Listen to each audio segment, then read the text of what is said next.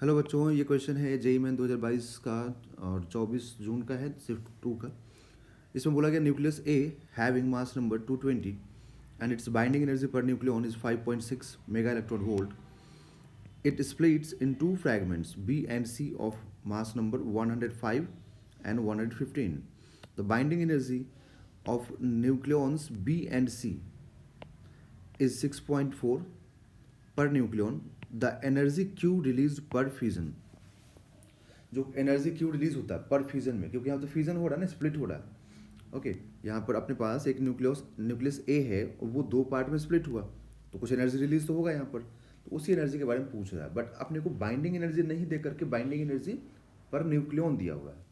तो हमें क्या करना होता है बच्चों, इसको मैंने सॉल्व किया है. ठीक है, देखिए कि हम लोग बाइंडिंग एनर्जी पर न्यूक्लियन इज इक्वल टू 6.4 दिया हुआ है बी और सी के लिए. तो अगर हम लोग मास नंबर से मल्टीप्लाई करते हैं, तो मास नंबर से मल्टीप्लाई करते ही अपने पास क्या मालूम हो जाएगा, यहाँ पर मास नंबर से मल्टीप्लाई करते ही बाइंडिंग एनर्जी आ जाएगा बी और सी का. ठीक है, बी के लिए अपने को न्यूक्लियंस का वैल्यू कितना है 1.105 है, एंड सी के लिए कितना है 115 है, ए के लिए कितना है 220 है.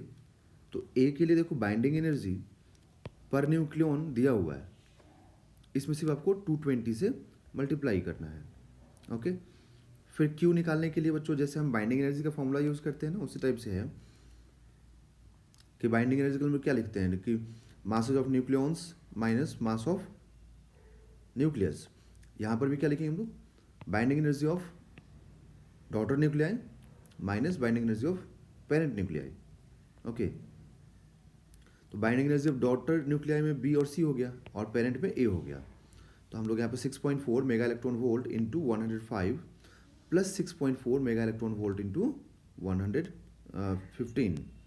अब मैं यहाँ से 6.4 को कॉमन कर लूँ.